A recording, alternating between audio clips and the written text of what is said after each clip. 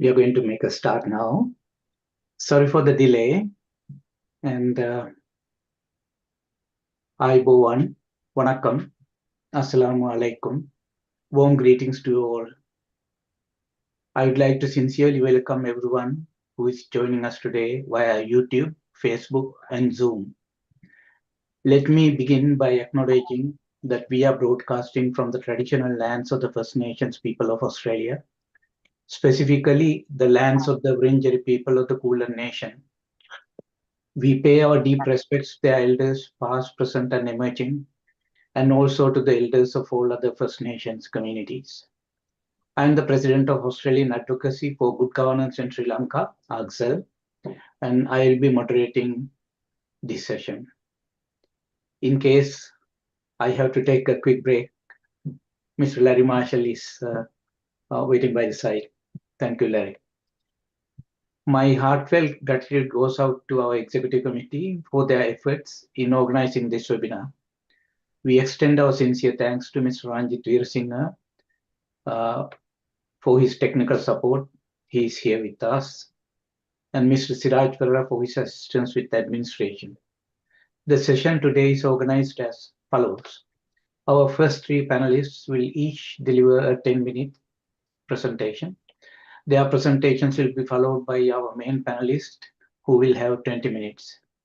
The floor will then be open for a nearly 1 hour long discussion on important issues related to today's webinar topic.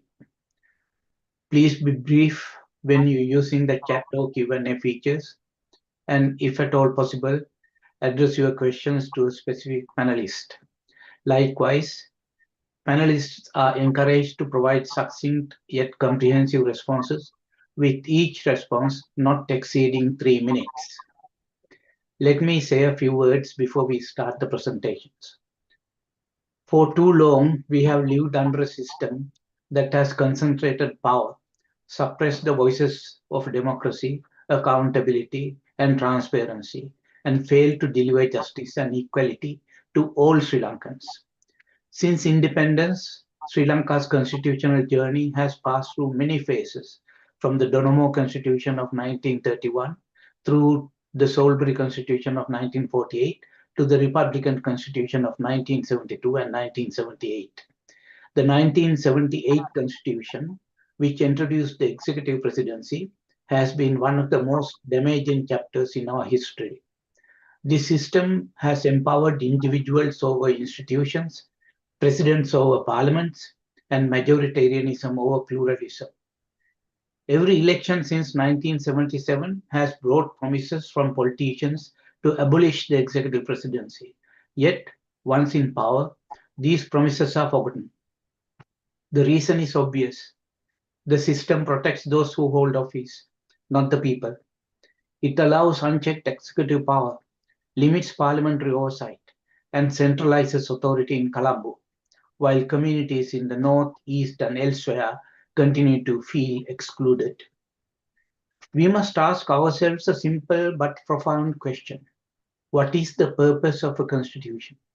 A constitution is not just a legal document. It is a blueprint for governance and a reflection of our collective values. It should guarantee equality, justice, and dignity for every citizen. Sadly, in Sri Lanka, constitutions have too often been tools to entrench power rather than uphold rights. Our current constitution guarantees some fundamental rights, but it also privileges Sinhala over Tamil and Buddhism over other religions. It ignores economic and social rights, and it has failed to address the aspirations of minority communities. This flawed structure has contributed to decades of conflict and 3 separate armed uprisings in both the south and the north of the country. We must learn from other nations. In South Africa, following the end of apartheid, the constitution-making process was based on broad consultation with binding principles that ensured the protection of rights for all communities. In Nepal, despite its challenges, the process involved a directly elected constituent assembly. In Chile, even after initial failures, the country has returned to the people to determine its constitutional path. These examples show us that lasting peace and democratic stability come from inclusion and dialogue, not from backroom deals among political elites. Sri Lanka's past constitution-making processes, by contrast, have been closed-door exercises. Women, indigenous people, and marginalized communities have been largely excluded. There has been no sustained national dialogue, no consensus building, and no genuine effort to ensure that the constitution reflects the hopes of the whole population. This must change. A new constitution must begin with wide public consultation. Every community, whether Sinhala, Tamil, Muslim, Burgher, Malay, or indigenous Vedda communities, must be heard. Workers, farmers, professionals, and the youth must also have a say. Women who have been excluded from decision making for too long must be active participants. People must feel ownership of this constitution. Otherwise, it will simply become another document gathering dust in legal libraries. At the heart of this process must be the abolition of the executive presidency. No single individual should hold such unchecked power in a democracy. Our focus should be on strengthening parliament, empowering local government, and ensuring that the state serves the people, not the other way around. We also need to fully implement the 13th Amendment and go beyond it. Devolution is not a threat to national unity, it is a pathway to inclusion. Many in the Sinhala majority areas fear devolution because it has been wrongly portrayed as a step towards separatism. But in reality, it is about empowering communities to make decisions about their own lives on education, health, land, and governance while preserving the unity of the country. Furthermore, we must guarantee robust fundamental rights. Economic, social, and cultural rights must be protected alongside civil and political rights. There should be strong safeguards for minority rights, gender equality, language rights, and the protection of the environment. Some argue that economic development should come first and that political reform can wait, but this is a false argument. Sustainable economic development cannot happen in a society that remains divided, unjust, and unstable. Political reform is not a distraction from development, it is a prerequisite for it. The NPP government has suggested it will take up constitutional reform later in its term, but history teaches us that starting too late risks failure. We have seen it before, where valuable time is lost, and as elections approach, political courage vanishes, reform gets shelved, promises are forgotten, and the same cycle repeats. This must not happen again. We have an opportunity to change the course of Sri Lanka's future, to build a new, democratic, inclusive society where every citizen feels they have a stake. This will not be easy. There will be resistance from those who benefit from the current system. There will be efforts to derail reform, but the will of the people is stronger than the fear of the few. In closing, let me say this. A constitution is not just words on paper, it is a living document. It should protect us from tyranny, guard our freedoms, and help us build a fair society. If Sri Lanka is to find peace, prosperity, and dignity for all its people, we must draft a new constitution that truly reflects our pluralistic identity. We must abolish the executive presidency, decentralize power, protect rights, and place the people, not politicians, at the heart of governance. It is time for a new beginning. Let us not waste it. Thank you. Now I will introduce the first panelist, Ms. Swasthika Arulingam. She is a lawyer and trade union leader. She has held roles at the Legal Aid Commission and played an active role in the 2022 Aragalaya protests. Ms. Arulingam has been outspoken against the Rajapaksa regime and was briefly detained in 2020 during Black Lives Matter protests. In 2021, she became the first female member of the National Labour Advisory Council, but was later excluded by the NPP government. She has continuously advocated for justice for Tamil victims of the Sri Lankan civil war. Over to Ms. Arulingam. Thank you, Comrade Lionel. The presentation is around 10 minutes, so I thought I would touch on a few historical as well as economic developments which happened during that period, because as you very correctly said, the economy cannot be differentiated from the politics. Both go hand in hand. Just to also say, taking a note from your introduction, oftentimes when new governments come, they spend a lot of time for consultation, with public consultation and so on, and it's very important. The constitution cannot be drafted with a few experts and elites in the center. But in Sri Lanka, we have had a very broad consultation process in 2017 during the Yahapalya government, and the current Prime Minister, Dr. Harini Amarasuriya, was in that consultation committee. And she was one of the few in the entire committee. She was one of the people who gave broad sweeping recommendations, including the making the constitution secular. So, given the fact that a leader of the current government was part of this consultation process, and she was physically present in all of these consultation meetings, I think we do have adequate information on what people want. So I think the process must start, and thereafter consultations must simultaneously happen. But the process of drafting a new constitution through a broad consultative process, but the process must start, I think, because otherwise, as you said, later we will still have the executive presidency, and it will not be, it would still remain and exist in our constitution, and we will be facing another presidential election. Having said that, in 1978, it's a very it's a crisis period, not only in Sri Lanka but also across the world. A huge transformation was happening in terms of the economic structures, global economic structures, and the predominant economic model which was introduced at the time, both by Reagan as well as Thatcher, was the neoliberal economic model.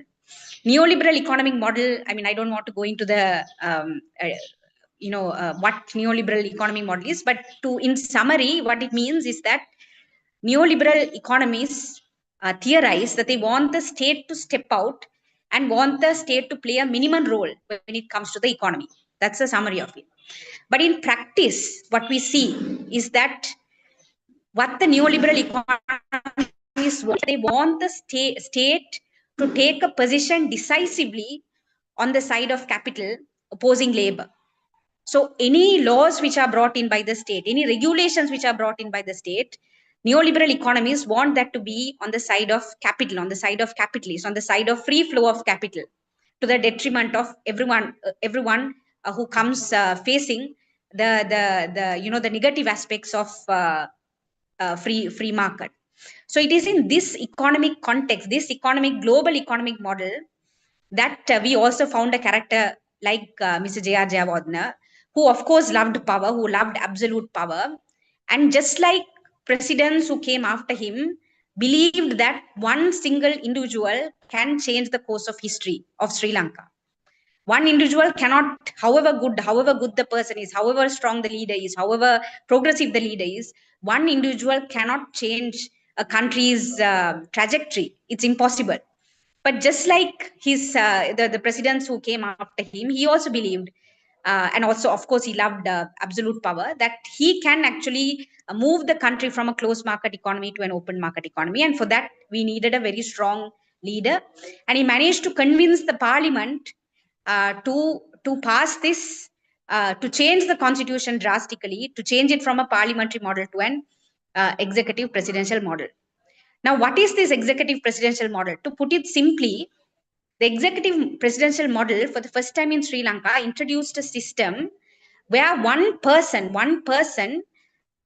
becomes the head of the government, can in fact have the power to convene parliament, have the power to dissolve parliament, have the power to prorogue parliament. So, in effect, have the power to control parliament.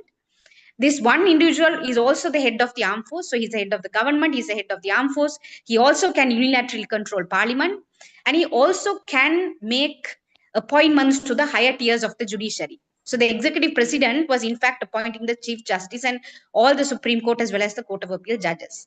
So this one person stands outside the system and controls the entire state, formal state model in a particular country. Now, I say he stands outside the system because when the executive presidential model was brought in, it was nearly impossible to remove the president. If he becomes if he turns out to be an authoritarian, if he turns out to be a very corrupt leader, the structures which were put in place made it almost impossible to impeach the president. So this one man was controlling the entire formal structure of the government, and as a direct result, what happened was, in the years following the executive presidential model, Sri Lanka went through a very brutal civil war, killing hundreds and thousands of people, which resulted in the genocide against the Tamil people. Sri Lanka saw the passing of the Prevention of Terrorism Act, which is one of the most draconian pieces of legislation. And at the time it was passed, it was compared to the apartheid laws of South Africa. And to date, we have the Prevention of Terrorism Act in operation. And the Prevention of Terrorism Act can only exist if you have a person like the executive president, because under the Prevention of Terrorism Act, the president can issue detention order. So you have the court system, the court have the power to detain someone. But outside the judicial process, you have this Prevention of Terrorism Act giving the president the power to curtail the freedoms of the citizenry of Sri Lanka in times of normalcy. It's not even in times of emergency. In times of normalcy, a president can curtail the freedoms of a citizen of Sri Lanka, which is, I think, the freedom of an individual is a fundamental principle of liberal democracy. But the executive presidential system, which exists within the liberal democratic model, in fact, circumvents this idea that freedom is non-negotiable, and through this introduction of the Prevention of Terrorism Act. Then, of course, once he became the executive presidential model, he also became the head of the Mahawali Authority. And what did the Mahawali Authority do? And what did they do? They started resettling Sinhala communities in what was traditionally considered as places where Tamil and Muslim communities were residing. So the executive presidential model also became a structure through which economic tensions were intensified. And to date, we have farmers who remember the time when they were evicted from the Tamil farmers who remember a time when they were evicted from their lands, like what's happening in Gaza today. They were evicted from their lands at gunpoint with military intervention in order to make room for Sinhala farmers. So to date, we have Tamil farmers who remember these incidents and who are currently working as laborers in the farming plots of Sinhalese farmers. So the racial tensions also, in fact, after the executive presidency that we saw the 1983 riots happening. And the president did absolutely. Now, one of the rationale for introducing the executive presidential model is that this strong leader can control things, can control incidents like the 83 riots. But it was the state which directly and sponsored and supported the 1983 riots, which directly contributed to the intensification of the civil war, which happened for the next 30 years in Sri Lanka. So these are some of the more glaring aspects of the executive presidential model. But if we see the trajectory from 1978 in Sri Lanka, what we see is two things. One is the erosion of democracy. The fact that a president can call the armed forces in times of normalcy and park them in every aspect of every place in a particular village or a particular town was normalized after the introduction of the executive presidency. A president can call on the armed forces and allow the armed forces to check ordinary civilians even in times of normalcy. That was normalized after the executive presidential model. Corruption intensified. The fact that you can talk to the president and get something done, what we saw in full display during the Rajapaksas, was normalized during the executive presidential system.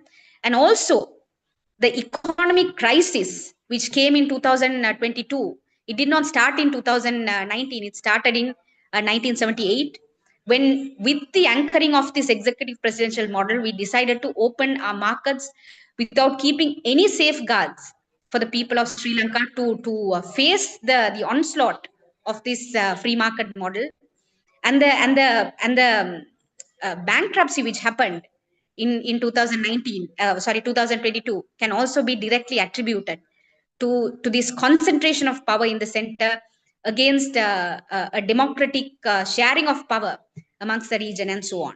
So these are some of the glaring aspects of the executive presidency. But if I also draw your attention to what is happening right now, in 2022, a president who was seen as invincible. Now you can't remove it's almost impossible to remove the president through parliament. It's almost impossible to remove the president through by the judiciary.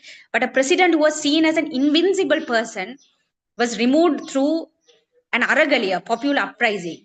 And people I don't think even scholars give enough credit to that power, the direct action, the direct democracy which people exhibited at that time. A person who was considered to be invisible, a political position which was considered to be invincible, was just thrown out within a few months, simply because people came onto the streets. And that was a very crucial moment for the politics of Sri Lanka. And I think political thinkers, scholars, legal scholars, even lawyers, I think, failed to capture that moment where we could have come together and created a discourse against the executive presidential system and removed that system from our legal structures. I think we failed to do that. We failed to capture that moment and educate people and failed to do that. And as a result, we had another presidential system. And now Mr. Anurakumara Dissanayake is the president. Now, once again, the NPP in its electoral promises said that they're going to abolish the executive presidential system. In the last 2-3 months, I have not heard a popular discourse on the abolition of the executive presidential system. So I fear that Mr. Anurakumara Dissanayake is also becoming very comfortable being the executive president, because once you come to that seat, it is the seat of the most highest power in the country and absolute power in the country. So you don't feel like giving it up. That happened to consecutive presidents, right? So I feel the current president also is starting to feel very comfortable in his seat. And if we as people do not put pressure to abolish the executive presidency, we would have another cycle of presidential election, and the system will continue. My only worry is the opposition which existed to the executive presidency in 2022 does not exist now, because Gotabaya Rajapaksa was the worst. Like, he was like if you want to kind of put a grade to the different kinds of executive presidents, Gotabaya Rajapaksa was worst in terms of the economic situation which existed at that. I don't think in any yardstick he was the worst president, but in terms of the economic situation which existed at that time, people kind of showed their anger against that power. So I don't think that kind of anger exists at this point, because now the economic oppression and the economic dispossession which is happening is much more invisible, so that we don't really see it in open. We don't see people in queues for standing for petrol. So it's more invisible. So therefore, the anger is not towards the executive presidency, so to speak. But that should not prevent us from holding the NPP government accountable for the electoral promises. And we should not, as Comrade Lina said, we should not wait for 5 years for the executive presidential system to be abolished, because if we wait for 5 years, the next president is also going to come and say, I will abolish the executive president when I come to power, and then we'll see another 5 years. So I think it is time that we start pressuring the government to move for a constitutional reform. And that constitutional reform must focus, I would say, even if that constitutional reform singularly focuses on abolishing the executive presidency, that is good for now. We don't have to complicate things about, various other things. I think it should singularly focus on abolishing this power structure, which has corrupted our economic as well as our political model for this long. Thank you. Thank you, Ms. Arulingam. And your presentation raised a couple of important points. Why the executive presidency was established, and how it has affected all spheres of the country, including legal, judicial, and executive areas. And also, you suggested that the discussions about abolishing executive presidency should start now rather than wait till later. And So thank you very much for that contribution. And I know you have to leave a bit early, but if you could stay at least for the initial discussion period, we would very much appreciate it. Okay, thank you again. And now I will introduce Ms. Ermiza Zegal. I hope I pronounce your name correctly. Uh, and She's a lawyer and human rights activist specializing in civil liberties, minority rights, and gender-based violence. She holds a law degree from the University of London and a master's degree from the School of Oriental and African Studies, London. She was a fellow at Harvard Law School. Ms. Tegar co-founded the Muslim Personal Law Reform Action Group and serves on the boards of the Women's Resource Center and the Muslim Women's Research and Action Forum. She also advises on law reform and has published widely on civil rights and the Prevention of Terrorism Act. Over to you, Ms. Tegar. Thank you, Lano. I think my presentation, 10 minutes, would also continue from what Swasthika said.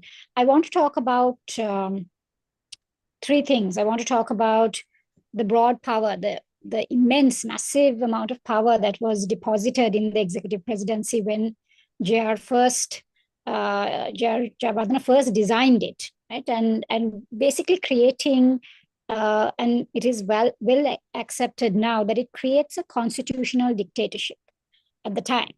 And over the decades, I think the people of Sri Lanka have been really trying to bring that power into their hands.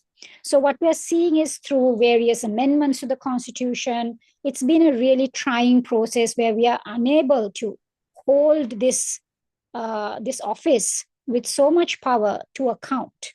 So the broad, immense power in the office of the president has been instrumental for where the country is today. If we look at, and Swasthika mentioned this, if you just look at just the amount of power in relation to the violence the state has in its hands, if I may share this, just this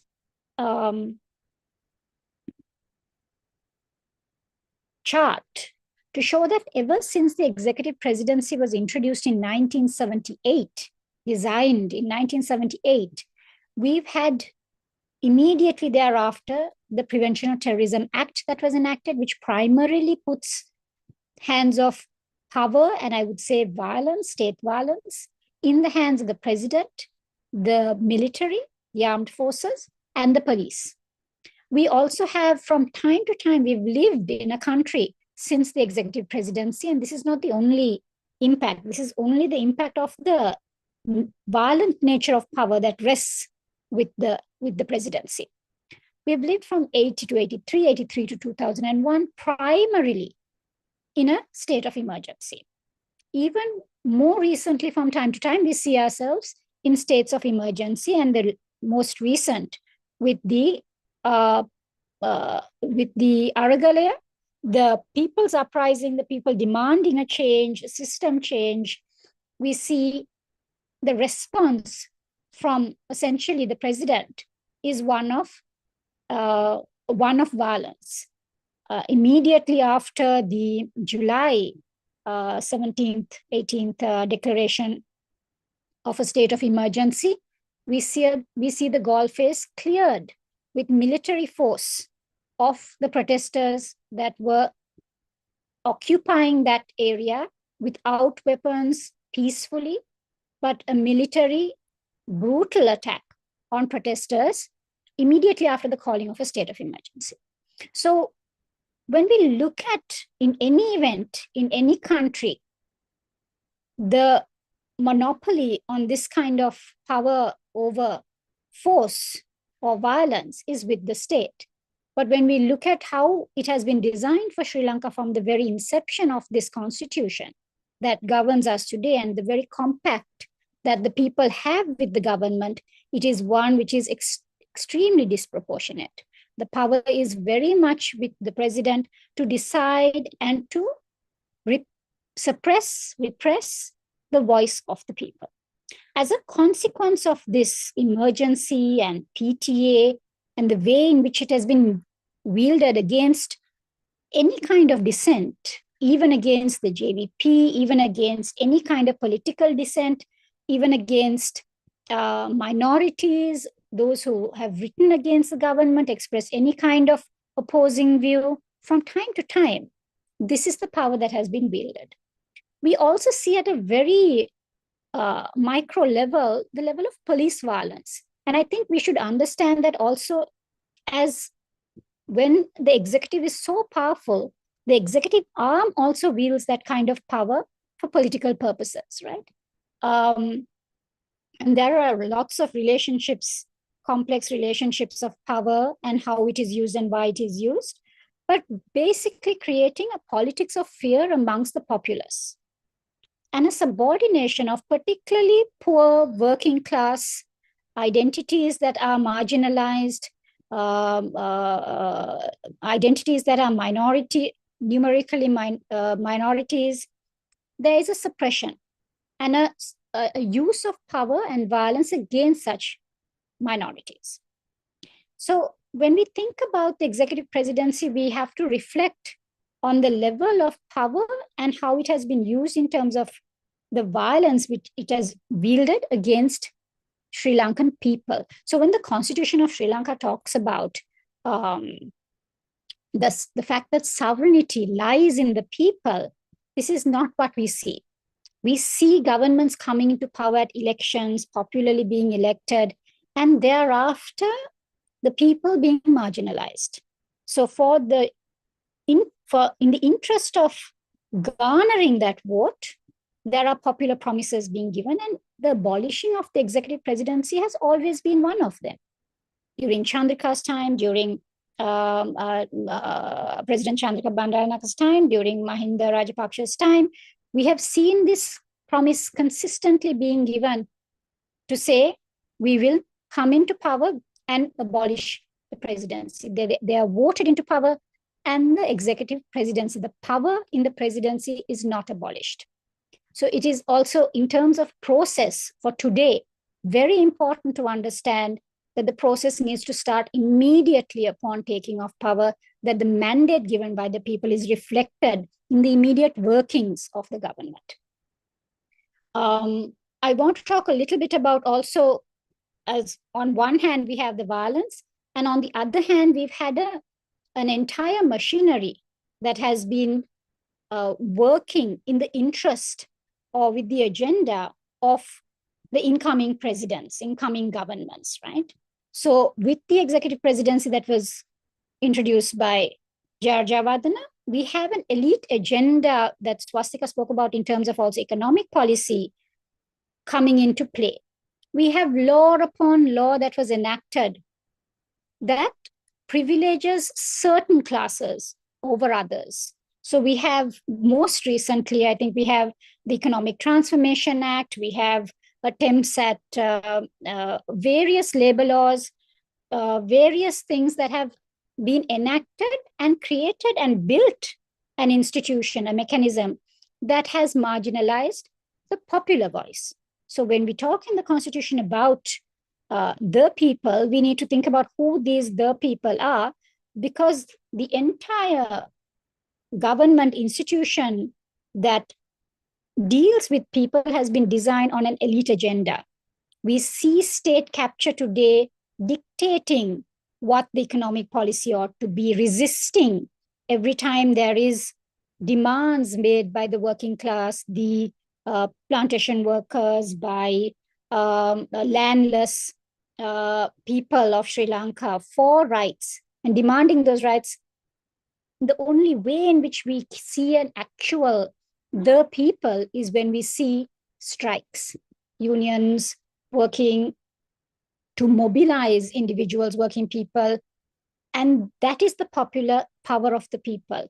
We see it in the protests that people have organized and engaged in from time to time to ensure that the accountability that is placed in the government is like that they can hold accountable those individuals in government. And we have seen also from time to time how the president particularly has wielded so much power that broad national or executive action has been taken that affects the entire country. So for a small example being the fertilizer crisis, right? Where there's one decision that can affect everything. We have seen from time to time where government could take action to benefit popular voice. So there should have been a response to land issues. There should have been a response to plantation workers asking for a mere decent living wage. There should have been responses to exploitation of working classes, including garment workers, informalized labor that is removed from the protections of labor law, which the government is responsible for stepping in and ensuring that that power balance is maintained between the employer and the employee, right? Let me stop sharing this slide for a moment. So we see on the one hand, immense power, which is so forceful, so violent deposited in the executive presidency. And on the other hand, we see this elite agenda that has created a structure which also then excludes these marginalized voices. So which I think this is the reason why we see minorities unable in this system that is very much directed by an executive presidency, because they're built on popular support, to accommodate the views, the aspirations, the demands of minority voices. Those could be ethnic minorities, religious minorities, women within religious minorities like Muslim women's rights, again, plantation workers, landless, those with marginalized identities in Sri Lanka, vulnerable identities, and the poor in general. So those voices do get marginalized and suppressed as a result of the system that we have built. When we look at this, when we look at the executive presidency with this kind of lens, we need to understand that what is before us is an urgent need. This government comes into power on the cry of the people for an abolishing of the executive presidency. That was a main ask during the Aragalaya across the country. One of the main asks of the people, and the main reason that faith was placed in this change that was sought to be brought about was the fact that the executive presidency would be abolished to represent this change. And that cannot be left for later. It has to be a conversation that is started very early on in the coming into power, because you need to garner the support of all who are not just the people, but also the political parties involved. It is a very intense process that cannot be kept to the last stages of the term of either the parliament or the president. It is important also, and I will end on this, to understand that because we've had a long history of violence coming also from the state towards its people, and then this country that has been built on an elite agenda with structures that have only a certain small class of people's interests at heart, we really need to start changing that culture. So to deepen democracy, to truly reflect democracy, we need to address the question of the presidential or the executive presidency. And that conversation, I think we do not sometimes understand as citizens how much of our freedoms have been eroded, how much of our voice is not heard, and how much individuals live in fear of the state even today on an everyday basis. I work with victims of torture. It is something that you see every day. The Human Rights Commission last year said that they received 700 complaints of torture, and which means that 2 complaints of torture per day. And we know that that is just the tip of the iceberg. There are many who don't complain. So in a country where citizens have such an eroded sense, diminished sense of what their fundamental rights are, what freedom looks like, what liberty looks like, and what development of their lives is possible, it is very important to start the structural change part early on. And part of that structural change is the abolishing of the executive presidency. I will end on that note. Thank you, Mr. Garg, for that presentation. And you described, or you clarified the timeline of the executive presidency and how after establishment of the executive presidency, at every election, there was a promise by the opposition to abolish it, but it never happened. And you also highlighted how executive presidency has affected the communities, the peace, and the economy of the country, and how it has been used. The executive presidential system has been used by the president to marginalize all other voices of dissent. Thank you. Now it is over to Mr. Kumarapperuma, Upul Kumarapperuma. Mr. Upul Kumarapperuma, President's Counsel, is a leading Sri Lankan lawyer specializing in civil, criminal, and constitutional law. He serves as a member of the governing councils of the National Institute of Business Management and the University of Peradeniya. He is also a member of the Executive Committee of the Bar Association of Sri Lanka and the Asian Litigators Forum on Torture. Previously, he served in the executive of the Asian Alliance Against Torture. He contested parliamentary elections under the National People's Power. He is also active in human rights advocacy, including anti-torture initiatives. Thank you, Mr. Kumarapperuma. Over to you. Thank you very much for giving this opportunity. I have gathered 5 points from the presentations made by Swasthika and Ermiza. Three are basically out of that 5 points. Three points are basically it deals with the history. Number one is history means that those situations have been created from 1978. Issue number one is concentration of power with one person. That is the crux of the 1978 constitution, because the entire power in the constitution is given to one person, who is the executive president, and all the other institutions have become powerless with that power concentration. So, as mentioned by Swasthika and Ermiza, the first point is the power concentration with one person, and the issue number two is weakened parliamentary democracy because of the powers vested with one person. He is the head of the state, he is the head of the government, and he holds all the he controls all the positions of the government. So parliament, legislature has become basically it has become a non-entity. And issue number three is, it is very vital issue. Both Ermiza and Swasthika talked about this. That is ethnic and religious tensions because of the power concentration of one person. As example, I can say now with the centralized nature of the presidency can alienate minority groups, because he can alienate minority groups if the president thinks he would favor the interest of the majority.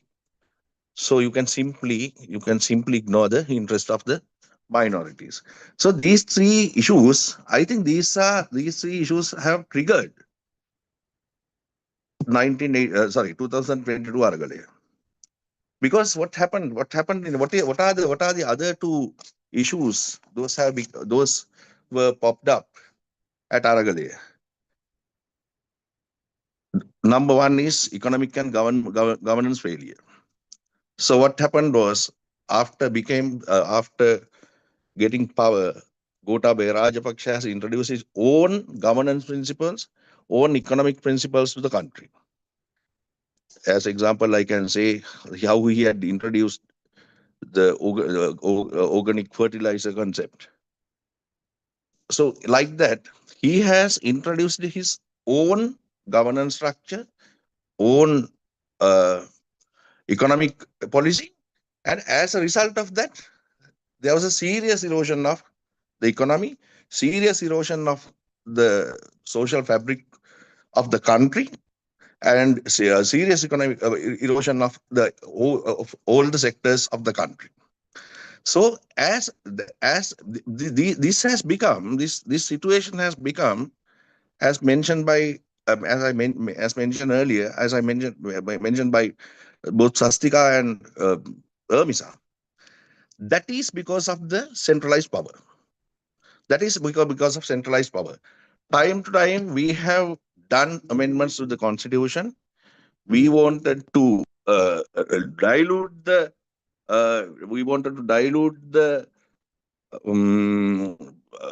arbitrariness of the constitution. As a result of that, 17th Amendment came to effect. But whenever there is a strong government,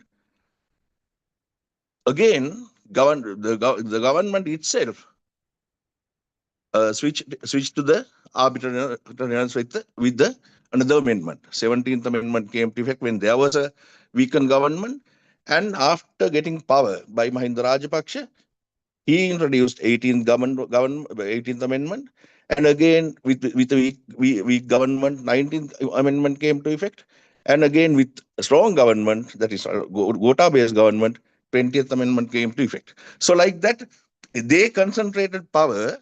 Whenever there is a strong government with some kind of amendment, the president himself concentrated power with him. So as a result of that,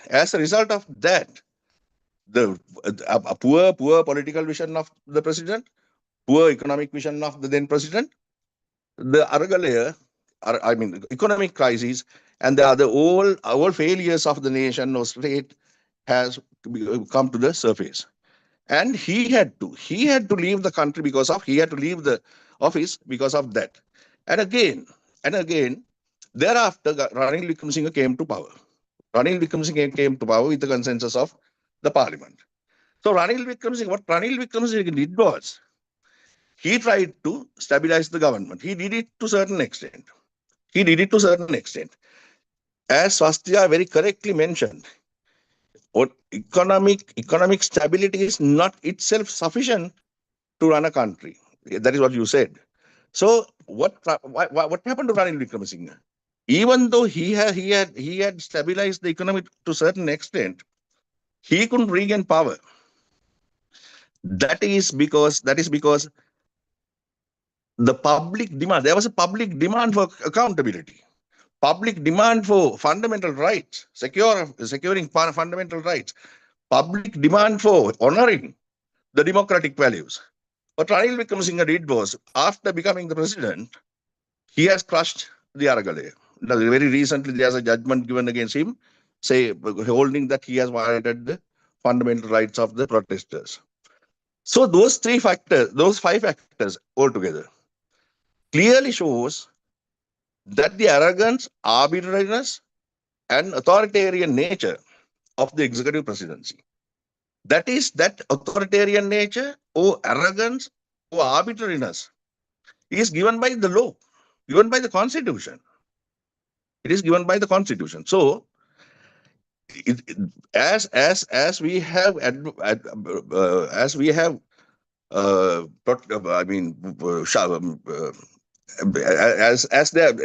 there's a serious debate or dialogue from 1978 to today to abolish the executive presidency and to introduce more favorable constitution to the people of this country. So it is necessary to go for that amendment or go for that reform at present, because this is the I think this government is the only government who will be able to fulfill that reform. So because there are certain other reasons to do that by the NPP government. One, the first reason is the JVP. The JVP is a part of the NPP government. JVP was the worst victim of this authoritarian presidency. Their party was banned, their movement was crushed, and there are now they actually they were the JVP were the worst victim of the authoritarian presidency. So they have a duty. That is in their manifesto as well. They have a duty to abolish the presidency. So this is my first presentation. I have to leave early because I'm in Singapore. I have come for a special purpose. I will be leaving around half an hour time. Is it all right, Mr. Bopage? Okay, thank you very much, Mr. Kumarapperuma. You highlighted several aspects of executive presidency, how historically it was established and how it has affected the communities, and how it has led to arrogance and arbitrariness of the governance. And you also emphasize the necessity to abolish the executive presidency, because it is in the manifesto of the NPP, and we have been vouching that for a long period of time. That is one of the main slogans of the NPP as well as the JVP, that we are going to abolish the executive presidency. And Dr. Harini Amarasuriya as well as Mr. Lal Vijayanayake were the committee members. Lal Vijayanayake headed that committee. They are the committee members of the committee appointed during the Yapalan time for the new constitution. So that is our position. Okay. So thank you very much again. And we'll move on to Dr. Jayampathy Wickramaratne. He's also President's Counsel and a senior legal scholar and former MP with expertise in public law, human rights, and constitutional reform. He holds 2 PhDs, one for his thesis, Fundamental Rights in Sri Lanka from the University of Peradeniya, and the other from the University of Colombo for his published work, Democratic Governance in Sri Lanka, a Constitutional Miscellany.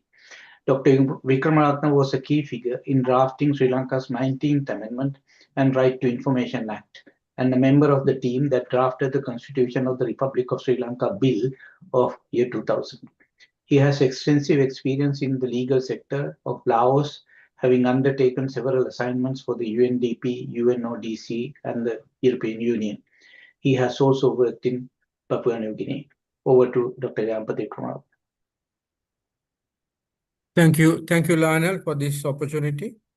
I will use a PowerPoint presentation. I hope you can see that. Okay. Yeah. Yeah. So, we're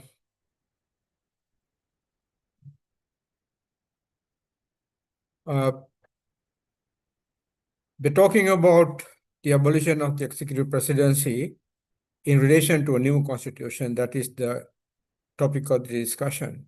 So before coming to the to abolition, I would like to state my views on the essential features of a new constitution.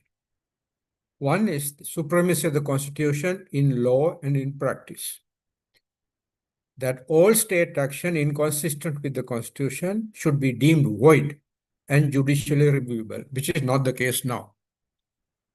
We don't have post-enactment judicial review. For example, after a bill is passed, it cannot be challenged. Rulings of parliament cannot be challenged. Not only legislation, even, for example, an unconstitutional ruling of a speaker or a committee or a motion which is unconstitutional cannot be challenged. But the global trend now is to review even non-legislative acts of the legislature, such as motions and rulings.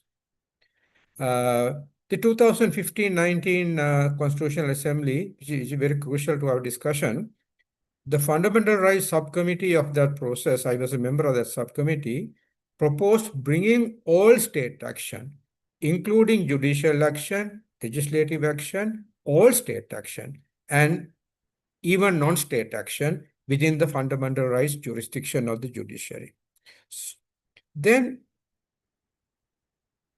another essential feature, of course, apart from the abolition, is devolution of power to the lowest possible level based on the principle of subsidiarity. That is, whatever could be handled by the lowest tier should be vested in it.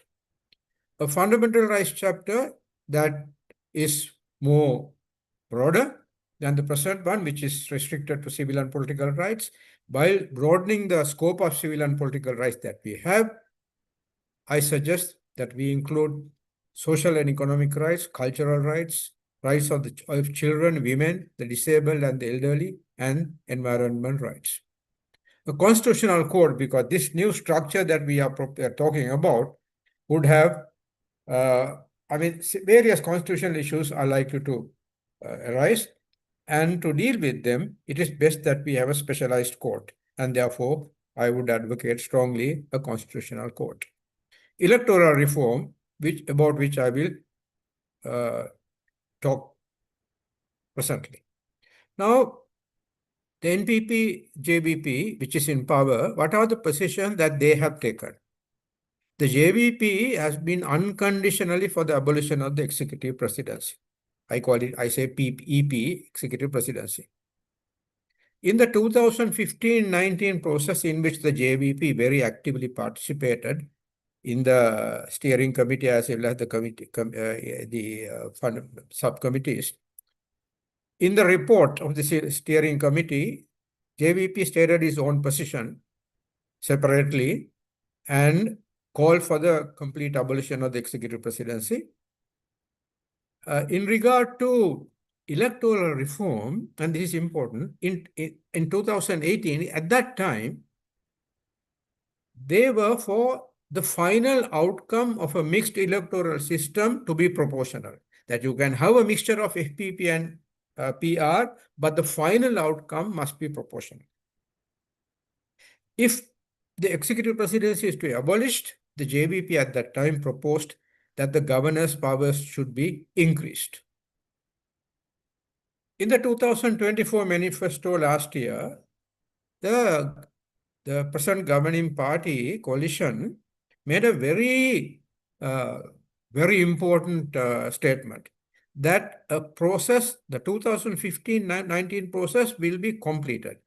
I mean, of course, you cannot complete that because that parliament is no more. But of course, what I gather, what they mean is to have a similar process. That is where parliament appoints the constitutional assembly consisting of all parliamentarians. They achieve consensus and come out with a draft. And once that is drafted, available, is discussed in the country, then it is brought to parliament. And parliament, acting under the provisions of the present constitution, passes it by a 2/3 majority. And if a referendum is needed, a referendum will be held. That's a very good process. And abolition of the executive presidency was promised last year, and devolution of political and administrative power to every local government, district, and province, so that all people can be involved in governance within one country. So that was those are the proposals. Rather, what the manifesto said. Now, in a program aired over the Sirasa in late December, I think it's the 30th or 31st of December last year, the President Disanayaka was asked about the executive presidency. He said, yes, we are for the executive presidency, but there are certain issues that have to be sorted out. Now, in 2016-17, they were for proportional representation, even if there is a mixed system, that the final outcome should be proportional. But now they have taken a different position, that he said that parliament is not stable. Government would not have a comfortable majority under the proportional representation system. And therefore, if you go to a mixed system, or or rather, I would put it like this, that no stable parliament is stable under PR, and therefore it has to be there should be electoral reform when abolishing the executive presidency. Now, this is not what they said earlier, but let's take it. They are the ruling party. They are the party that has a 2/3 majority. So we need to respond to that, what the government says. Now, President Dissanayake then said that there are certain difficulties in going to a mixed system. One is ensuring representation of different opinions, of shades of opinion and communities. Would be challenging under FPP. He took the example of the Muslims in the Kurunegala district. He said Muslim has never been elected from Kurunegala, although they have a sizable population, not to parliament, except this time one of the NPP candidates won. In a mixed system, he said, constituencies are fewer. Now, if you remember, last time we had elections under the FPP was in 1977. There were 160 constituencies, returning 168 MPs, including the multi-member constituencies. We still go by those electoral divisions. So in a mixed system, the constituencies will have to come down. Number will have to come down because it is mixed. And he says the representation of some communities may be difficult.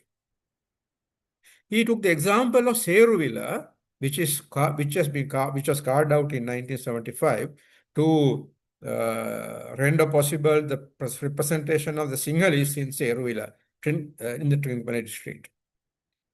And he also took the case of Gaul. Gaul district has various castes, although he said, I don't believe in that, but then the reality is that those caste issues are there. He said so. And there have been carved out certain, for example, he did not name them, but I suppose he referred to Balapiti, Ambalangoda, and the other one, Karandeniya, which were carved out to render possible the representation of caste. So these were the problems he raised. And in my presentation, I will deal with them and show that actually there are good answers to this, that this can be sorted out. Now, before that, I want to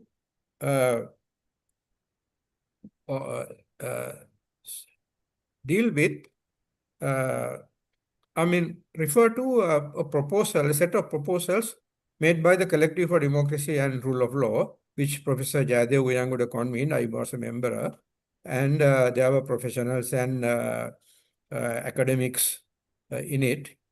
They suggested a 200-member parliament, mixed system, 130 FPP MPs on the basis of seats, including multi-member constituencies and smaller constituencies.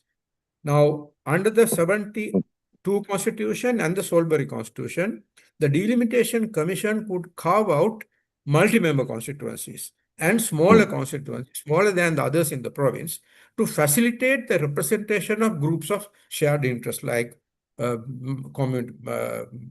caste and racial interests.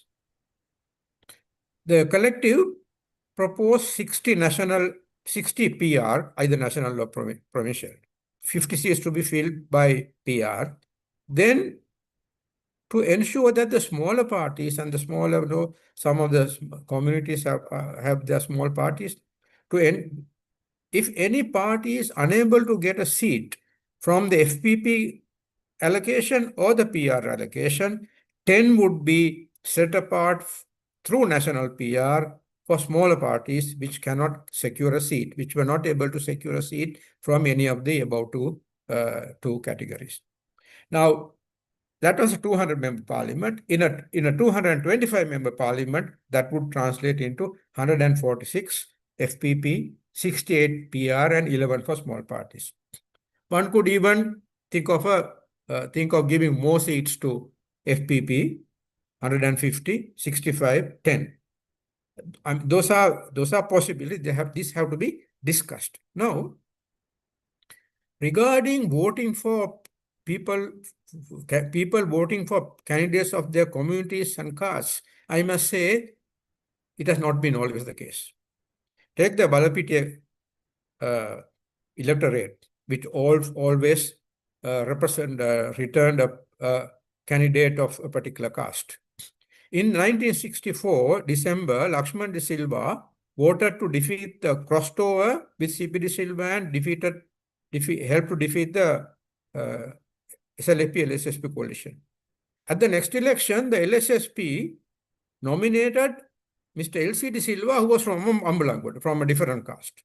And the people of Balapitiya punished Lakshman and elected L.C. De Silva from a different caste. So they took politics into consideration.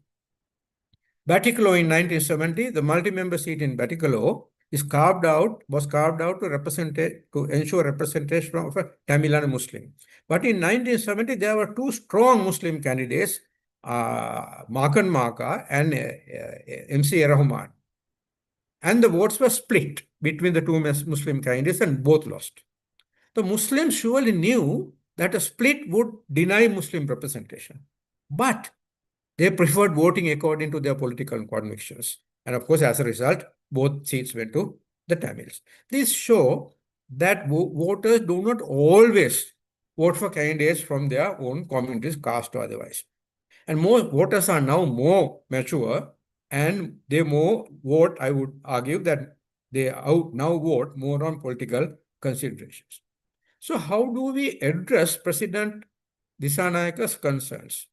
So what I've suggested, what the collective suggested and what I suggested on the basis of that. So a majority of FPP seats would ensure stability. The proposed system can be used to ensure representation of various interests. For example, in Kurunagala, the example the President Dissanayaka took, a party could attract Muslim voters under the proposed system by placing a Muslim candidate high up in the PR list from Kurunagala. Similarly, a Tamil party, or any party rather, could place a candidate from a depressed community, which is an issue. The representation of depressed communities is an issue in the North. Place a candidate from a depressed community high up in the PR list and therefore attract voters from depressed communities and ensure representation. So MMCs, multi-member constituencies and smaller constituencies, as I said, were there in 47 and 72. The total number of FPP seats in the whole country are divided not according to districts. Seats are not allocated to Trincomalee. They are allocated to the Eastern Province. So there is a lot of flexibility. So from among the number of FPP MPs that will be elected from the Eastern Province, Seruvila could be carved out as a small electorate to facilitate singular representation. Similarly, where this caste issue comes, mainly in Gaul and Kegol, even Kegol, Aranayake is now was carved out earlier for that. To ensure or to render possible, I won't use the word ensure, but to render possible, make possible the representation of such communities. And multi-member constituencies in Beruala, Harispattua, and Potuvil. Then this other issue, which the JVP had raised in the 2015-19 process, abolition, strengthening the governor's powers. Now, I argue that fears for abolition endangers the territorial unity of a country are baseless. The powers of the center would be unaffected by the form of government. Whether you have parliamentary form or whether you have executive presidency, it is what the powers of the center that matter. But I concede that there are people who are worried about. When a fair percentage of people have this worry, we need to address that. So the 2000 bill, which I helped to draft, and the 2016 steering committee report, of which I was again a member, we proposed this, and the Tamil parties agreed to this. Even the Tamil parties agreed to it. Where a provincial administration promotes armed rebellion or insurrection or intentionally violates the constitution, presenting a clear and present danger to the territorial integrity and the sovereignty of the country, the centre may by proclamation take over all or any powers of the provincial council and if necessary dissolve the provincial council. So rather than making the powers making the governor still stronger, what is needed is to have provisions which can be used in a situation. We have used the word at that time, clear and present danger, coming from American jurisprudence. I don't want to go into that. Clear and present danger, not because just some fool of a chief minister makes a foolish statement, but if there's a clear and present danger to the territorial integrity of the country, sovereignty, the center could intervene and take over certain powers. But to prevent arbitrary use, the proclamation must be approved by Parliament and also subject to judicial review. That you don't have to say. Last week, the Supreme Court said under the 19th Amendment that even the declaration of an emergency can be reviewed by the Supreme Court. So now, the NPP has a clear two-thirds majority, but a bill would require the approval of the people at a referendum. And the NPP has committed itself to the 2015-19 style reform process that is through Parliament. Such a process is going to be long. I was part of that process in 2015-16. I know the very bad experiences we have. It takes long time. Because it's not the 156 or 159 MPs only who make the constitution. The matter has to go to the people. And electoral reform involves very hard bargaining. Again, speaking from experiences, the 1995, I joined in 1996, 1996 to 2000 process. We had the Select Committee met 99 times. We could have discussed electoral reform, I don't know how many times, but still we were unable to agree on electoral reform. And therefore, the 2000 bill did not make new proposals. It just replicated the 2000 provision, 1978 provisions, which was one of the big defects of that constitution. So I will conclude by saying that we must act now. The government must act now. Delay increases the danger of a referendum, becoming a referendum on the government's performance rather than one on the constitutional bill. As we go to the end of the parliament period, opposition parties become spoilers. They become more opportunistic, as Mr. Ranil Wickramaratne did in 2000, agreed to the constitution, agreed to the most of the constitution and finally burned it in parliament. So the more you delay, the chances of this not happening are greater. So electoral and devolution should not be an excuse, I urge, for retaining the executive presidency. I want to conclude by using a Sinhala saying, නොකරන වෙදකමට ගොනුරු තෙල් හත් පට්ටයකුත් තව ටිකක්වත් ඕනේ කිව්වා. English translation is that, a village physician claimed that he could cure a second patient, but asked of course he was conning, he asked the family to bring 7 measures of the oil of ice flies, the small flies. And when they found 7 measures, they said, I need a little more. And when they brought that, they said, I need a little more. So he gave excuses not to, he finally gave excuses and did not do anything. So the bill can be, I can understand the NPP wanting to continue with the executive powers for this term. Well and good, it's okay. Let's agree on that. Let Mr. Dissanayake be the executive president for his whole first term, this term rather. So the bill can be passed now, and executive we can have a transitional provision that it would be abolished in 2019, so that he has the full term. So there are enough and more ways of doing it if you have the political will. And delay will open the government to accusations that indulges in a nokarana vedakam. Thank you very much. Thank you, Dr. Wickramaratne. And I think your presentation dealt with many aspects about the policy of the NPP and how they are developing their positions currently, and whether actually they are intending to abolish it. I think from all the indications, the NPP, they want to abolish it, but I don't know whether that could be possible if they continue to delay the consultation and inclusion process. Anyway, now we have to come to the discussion session, and we have only about 35 minutes left. I mean, after the 2 hours. Initially, we had a 10-minute delay. Before we start the Q&A session, I would like to make an announcement, and I will share the screen. This is with regard to some other activities about the civil rights movement in Sri Lanka.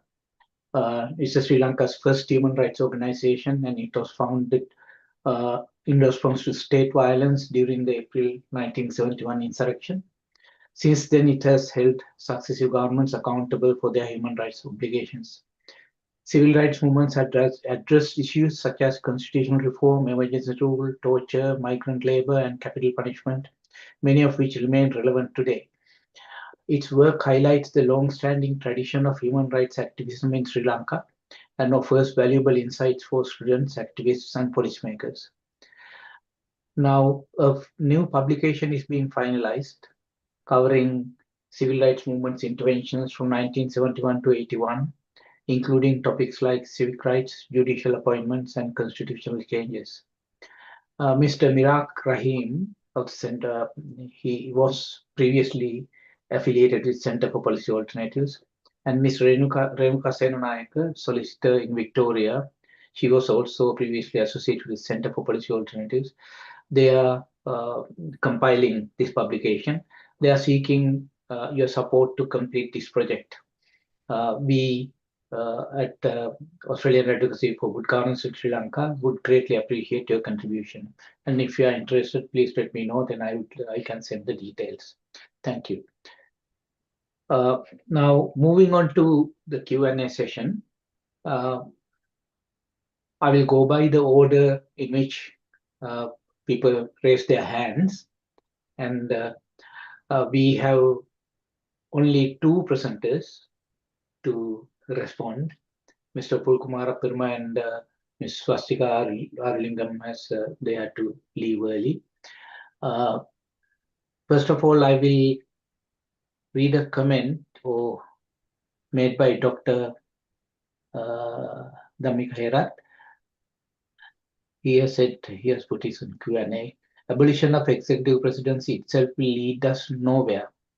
We need a new constitution based on principles all Lankans can agree. It should separate 3 arms of government and explicitly secular. Would like to hear panel's opinions. So, if both of you are able. Yeah, if I respond first, I'm completely for a secular constitution. I've always said that. Having said that, because Buddhism has been given this place, the reality is that it will require a lot of discussion, a lot of concessions on the parts of various people, on the part of various groups that advocate and oppose it. And it's going to be very difficult, but it is not impossible. So we need to discuss this.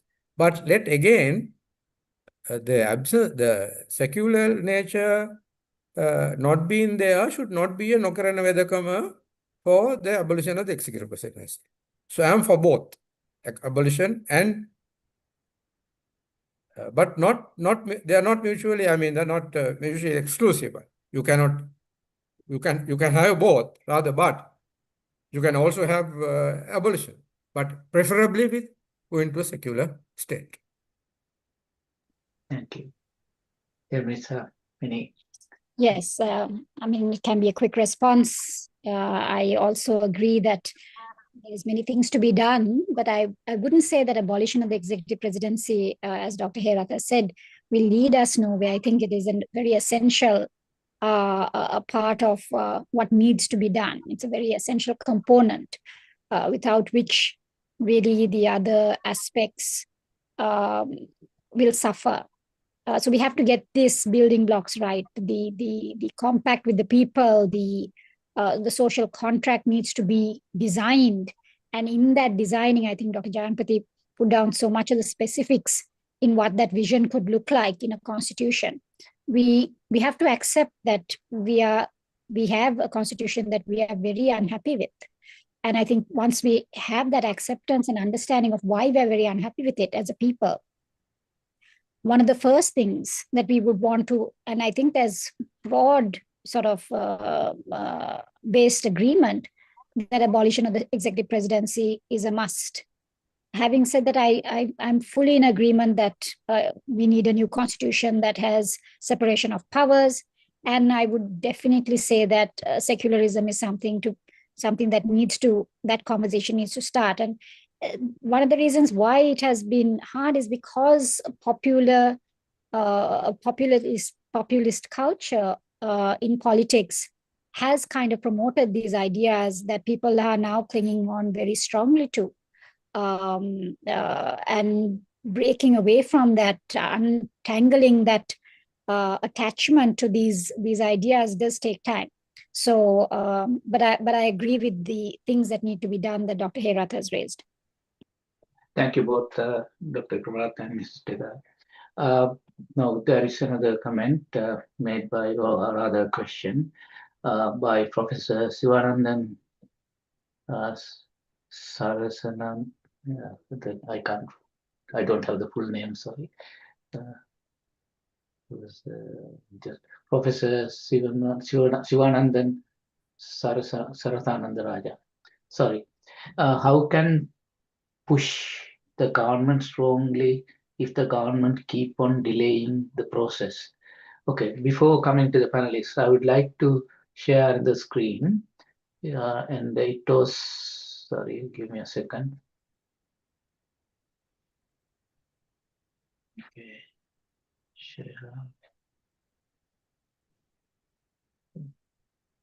I hope you can see the screen. This is a suggestion made by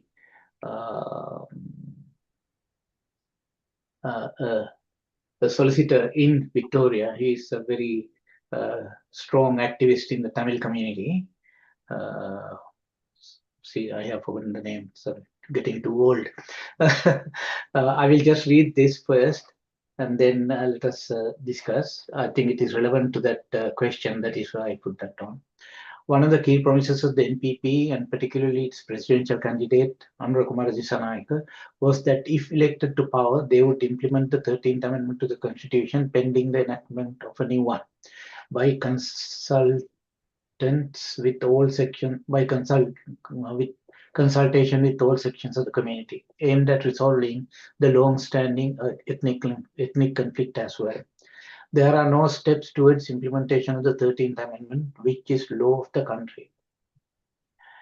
No enthusiasm is given to the single member bill to have it passed early, despite the 2/3 majority hold, to remove any legal impediment to conduct the provincial council elections, which now is postponed to next year.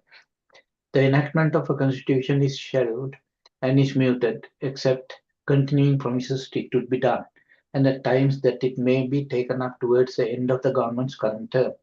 All constitutions so far enacted by the governments have been those that suited the agendas of the political parties and not centered on the people or accountability to the people. For proper governance, it is imperative that a constitution which reflects the aspirations of the people to be enacted, and it cannot be left to yet another government to hijack it to its political goals. It is necessary for the communities to exercise their power over the politicians, to be accountable to the statements they make, have them commit to them, and as well expose their making use of such sentiments to obtain power when it is done, then do not bother about it. People will have to exercise their rights here, apart from voting. Civil societies that are concerned with the just governance in Sri Lanka should take steps to assemble and establish a body structure to examine the various proposals and drafts that have been done during the turbulent days of the country by several well-meaning civil societies locally or internationally, or even parliaments which were converted to constitutional assemblies, and then to draw a proposed draft as that of the people as a model one, calling upon the government to have that enacted as the will of the people. So that was one suggestion. So I will go to the panelists now. If you could. Well, I have no objection to, and I would actually support civil society taking such initiatives. As regards drafts and proposals, there are enough and more drafts. We have the 2000 draft, we have the APRC panel, we have the experts panel, we have the Lal Vijayanagara Harani Amarasuriya report, which is very good. As Mr. Kumarapperuma said, we have enough and more. What is needed is political will on the part of the government. But yes, why don't we start talking outside Parliament? We can't produce a constitution, but we can pressurize the government. So that's a very good idea. I would support that. I think civil society should now, because of the delay in the government. Of course, yesterday, Miss Amarasuriya, Dr. Amarasuriya in Parliament said that they have not forgotten the constitutional amendment process, which is very good. But also we need action, right? But doing it in the fourth year, I've heard this, we'll do it in the fourth year. It's not going to happen. So we need to start the process. So parallel to that, yes, we can also have a civil society. We can also have civil society action. Thank you. If I might add to that, just to say that as much as civil society, and we also look at who that is, talks about these, and we, as Dr. Jayampathy said, there are so many drafts, so many ideas, so many proposals, and good ones at that. I do think there's a real need to popularize these ideas broadly amongst the people. Sometimes it is reverberating within this so-called civil society spaces and the expert spaces, and to get people on board make them to have people understand what it means to their day-to-day lives it will make a difference, I think, in the long run. Thank you. Okay, there is another question by Mr. Sundaresan. Thanks for the opportunity. Why always Malayaha Tamil community out of legal frame means we can't access the basic rights like land rights, water and sanitation, education, etc. Even Pradeshya Sabha amendment, there are restrictions. Why Prevention of Terrorism Act? Mostly or almost all the time against numerically less community. The executive president mostly affects numerically less community people in Sri Lanka. So there is a question and a comment. So yeah, Malay. I mean, as a person I was born in Kandy, in where we lived with in the state area, worked in the Lanka State Workers Union, the LSSB trade union in Hebat. So I know that I consider myself somebody who understands, who's very, very sympathetic to that community. They are not even considered, they are recognized as a separate community by some people. Some people say, no, they're Tamil. And they have argued. I have argued, no, they are culturally different. Even that distinction is not accepted. But now it's becoming a little better, thanks also to the community itself, its activists, and I must say also political leaders who have taken up this issue. And that is why I say, and to their representation is very important. And when we talk about devolution, we might have to think of new structures for such communities. And I think in the APRC experts panel, we propose such a structure. I think Professor Disavitharana's APRC report also proposes such a structure. And the recognition of economic, social, and cultural rights in a constitution will go a long way to assuage, or rather to deal with some of these issues that are faced by such communities. Of course, also the marginalized communities in Sri Lanka, like for example, take Monragala, Buttala, those areas. The indices are comparable to the indices in Mullaitivu and Mana. So I'm in complete agreement with. Do you have anything to add? Just to add that I do work closely with also the workers, plantation workers, and in terms of the Malayalam community, in terms of a political identity also, I think I think that recognition of the exclusion is really now established, and the fact that there really needs to be some urgent response is very clear. I think in the laws that even Mr. Sundaresan has raised, it's like I said before, there's so much in terms of the laws that have excluded people, provisions that exclude particular communities that need to be dismantled, and we need to look at our legal frameworks to understand what is terrorizing certain communities, certain identities, certain individual groups, and what is disadvantaging certain groups, and start dismantling these legal exclusions, legal permissions that are given to a state to also cause fear to certain groups. Thank you. I would like to make a comment with regard to Mr. Sundaresan's a comment he has made about the Prevention of Terrorism Act.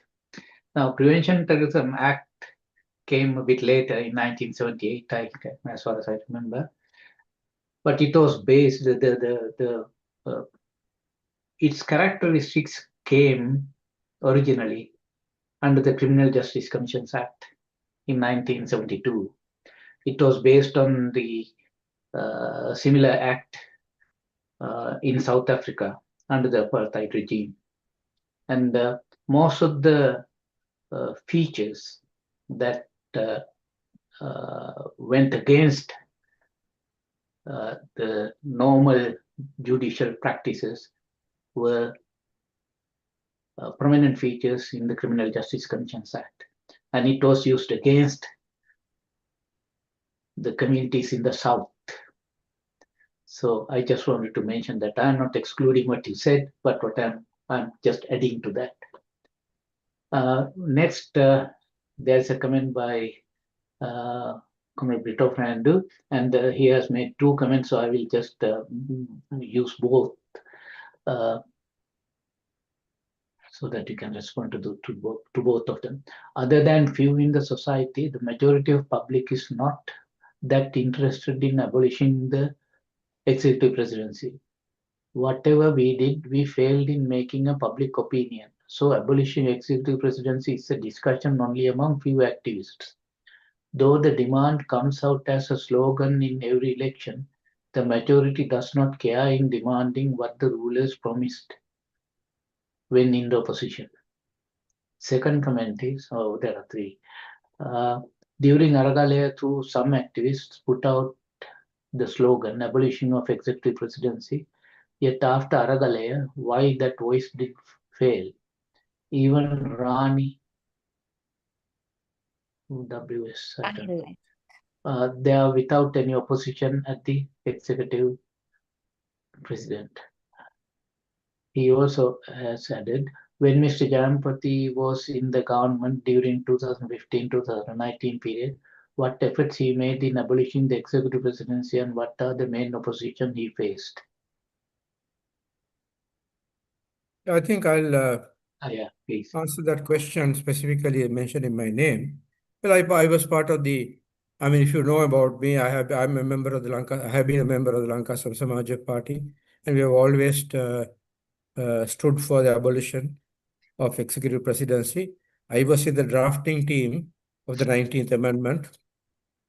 Our initial agreement, I mean, the parties that supported Maithripala Sirisena, the initial agreement signed at Vihara Mahadevi Park was to abolish the executive presidency completely. And I and Professor Nirmal Devasiri, we drafted most of that agreement. And the following day, the very following day, Mr. Sirisena went and signed a separate MOU with the Jathika Helomurumaya of Champikaranavaka, where Champikaranavaka got Sirisena to agree that no constitutional amendment requiring a referendum will be brought. So Sirisena probably did not know what he was signing, right? So that put a real roadblock into it. And he somehow it went into a manifesto also. And therefore, an abolition would have required, complete abolition would have required a referendum. Of course, I'm in a small group of lawyers who argue that a referendum is not necessary, but that is not the majority opinion. The Supreme Court has said an abolition is, for abolition, a two-thirds majority is not sufficient. A referendum has to be held. So we were constrained. That's a very good question. We were constrained by Mr. Sirisena's own manifesto and his promise that he gave to the JHU. And that is why we could not go that far to abolish the presidency in the 19th Amendment. So we had to be constrained. So that, because he promised the country that he will not bring an amendment which will require a referendum. But in the 2015-19 process, the steering committee, in its report, proposed abolition. I was a member of the steering committee and I helped draft that report. And the JVP also supported abolition. But again, by that time, Mr. Sirisena was working with the SLFP again, also working with the Rajapaksas, as we saw in 2018, when he appointed Mahinda Rajapaksa as Prime Minister. So by 2017, end of 2017, it was clear to most of us that the process is not going to succeed. So those are very, very, I mean, it was very disappointing. But I don't think anybody would doubt that I have always been for abolition. I have written enough and more on this. Have been blackguarded for taking this position, and I still stand by it. And we need to, and that is one reason I'm here. We need to push this, and we won't get a better chance. This is the best opportunity we will get, because there's a single party with whether it's good or bad for other purposes, that's a different issue.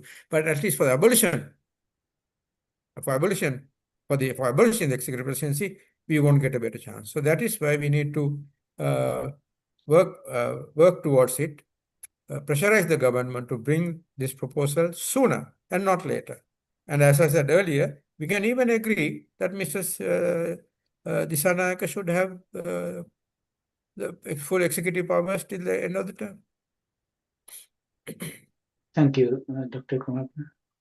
Mr. Gal, do you want to add anything? No, I think in the questions there was perhaps only to reiterate the fact that it says that during the Alagalia, some activists put out the slogan abolishing of EP, and then thereafter the voice, that there was no voice for this demand. I think there is a real failing on the part of civil society and those organizations that also work with their various constituencies and beneficiaries and people in failing to build public awareness, public understanding about these constitutional ideas. And there's a lot of work to be done. I think in also not just talking about the constitutional ideas, I think the best reflection of that was in the PRC, the report that the others referred to by Lal Vijayanathan and Dr. Harini Amarasuriya. They were part of, Mr. Vijayanathan chaired that committee looking into constitutional reforms, and they did consultations across the country. That report is fairly comprehensive, and when you listen to people, you understand what they want in terms of also devolution. It's not only a devolution, I think one of the questions said devolution, but also for the Tamil community, but devolution meaning for all communities, and how that power, devolving of that power, what impact it will have in their day-to-day lives, how it will make decision-making closer to the individuals who need to have that in their hands. And so I think that when you listen, you hear the demand in the everyday voices. But this failure to convert these everyday voices, the demands in the everyday voices, into constitutional principles and to build that connect, I think is really showing at this time. So we need to really strengthen that conversation and not polarize it between, limiting it to organizations, government, non-governmental, but build that connection and not alienate ordinary people from this constitutional conversation. I do believe that there was another question about, from one Khanna, about a new constitution of this government will both abolish the EP and the provincial councils, and will that be good for the country and particularly for the Tamil community? I was wondering whether Dr. Jayampathy would like to respond to that, because that is a particular concern with the provincial councils.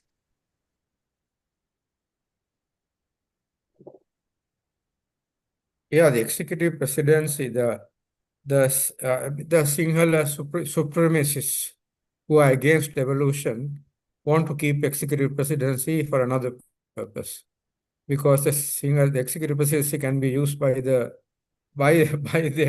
to suppress the other communities. And of course, they would like to dismantle the provincial councils. Ideally, they would like to, but it's not going to be easy.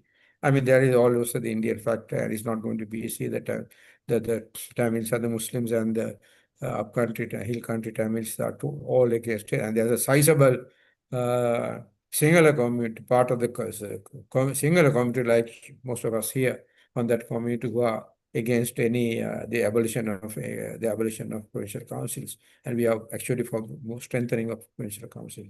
But that danger is there. That danger is there. Thank you. I think in addition, probably what we could raise about the provincial councils and 13th Amendment is we have to pressurize the government to come out clearly what their position is with regard to those issues. If they are going to abolish provincial councils and get rid of the 13th Amendment, then how are they going to address the issues of the marginalized communities? So they will have to openly discuss those things. And okay, let us move on to, there is another, Mr. Sundaresan says, thanks a lot. Unfortunately, one census executive president reluctant to create a separate column for us. Now, Dr. Wilson Naika from Canberra, he is asking, 16 years after the end of the war, the national question is still unresolved. When Deputy Minister Chaturanga Besinga addressed Sri Lankan expatriates in Canberra last month, sadly no Tamil or Muslim members were present. I asked him what the NPP government's strategy to resolve the national question and whether the government is willing to fully implement the 13th Amendment. Sadly, he said the government has no intention to implement the 13th Amendment at this point of time, and maybe this issue in the future in the process of developing a new constitution. I guess we are back to square one.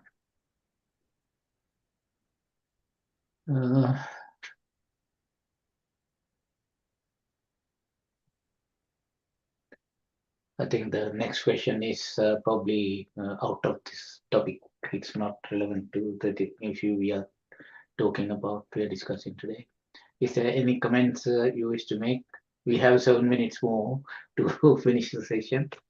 So are there questions or any comments, Larry? Well, Professor Willis, was like a question. Yeah. I mean, I cannot speak for the NPP. I'm not a member of the NPP. I cannot speak for the NPP. Yeah. I thought Mr. Upul Kumarapperuma will stay because he is sort of affiliated with the NPP and he would have responded, but he's in Singapore and he had to leave. So, anyway, we can't respond to your question. But they have said that they will abolish. Lionel, but I understand the frustration of people like Willie who have been always, I mean, we have always been for strong devolution, right? Yes. And we can understand. I'm completely with him on this. Fully with him. Okay, Brito has another question. Some say, other than under executive presidency, no solution can be given to the ethnic problem. As an example, other than Executive President JR, 13th Amendment would have come because South Sinhala racists would oppose. So he has to kill more people in getting the 13th Amendment. So any leader who wants to solve the ethnic problem will have to face the opposition from South racists. Yeah, obviously, sort of. But then everything depends. I would like to respond to that. Can I? Yeah, or shall okay. I wait? Yeah. Go ahead. No, I mean, if you, in my PowerPoint presentation, I quoted from the manifesto. NPP manifesto said that they are for devolution. I can share it again. At least this is what they said. Devolution of political and administrative power to every local government, district and province, so that all people can be involved in governance within one country. So, and people have voted for it. People have given them a 2/3 majority. So you cannot say there is no mandate, and one cannot say that people are against devolution. At least going by the manifestos, right? So what they should do is to go by the manifesto to put that into practice. I think that would also require addressing the question of with the transitional justice, accountability, all those questions as well. And I think those are important things to start the conversation on. I don't think it can happen. And when you talk about devolution, there is so much grievance underlying all of these demands that need to be addressed, acknowledged, which is why we keep hearing these demands in various forms and no satisfaction, right? Because there is no acknowledgement. And I think there is a silence in terms of the acknowledgement of what it means, how it can be done between Sinhala, Tamil, Muslim communities, and what happened in the past, and what the impact or what the consequence of the war was on people's lives. So when we talk about this devolution question, I think that is also really in the background, eating away, which we really need to also recognize. I mean, just the question of disappearances, how do you address that? And what has been the response to that by also this government? Land issue, Yeah, thank you. With regard to racism in the South, I think we could take an example. I think when Mrs. Chandrika Bandaranaike Kumartunga campaigned, I think it was her first election or second, I can't remember. 95 to 2000. Yeah, she campaigned in the South and she won. And actually she was more or less for a federal system. But it couldn't be implemented because the members of parliament were racist. So she couldn't get anything through the parliament. And so well, Lionel, we could not implement it because Ranil Wickramaratne agreed to everything, and finally at the last moment he cried off. Yes, that's saying right. that the proposals must be placed before the Mahasangha. Yeah. Yeah. So that shows us that if we can build consensus in the South, sort of, there is a chance. If all the forces can get together, all the forces who wants to address these issues, if they can come together, and but I don't know, the current government doesn't seem to be interested in doing that because they do not appear to be inclusive or consultative. So in that process, I think that the main deficiencies I can see, sort of in the current process of what they're doing. And if they can be consultative and inclusive in their processes, I think in the South we can build consensus and we can defeat racism. I think we have come to the end of the discussion in the webinar. And I would like to take this opportunity to thank Dr. Jayampathy, Wickramaratne, Ms. Ermiza, Zegal, for their contributions, and it was a very enlightening discussion. I think that brought many aspects that we need to focus on. And also, I would like to thank Mr. Upul Kumarapperuma and Ms. Swasthika Arulingam for their presentations and for their attendance. And I think one of the main conclusions we could arrive at is that we all have to work together in making the civil society more active.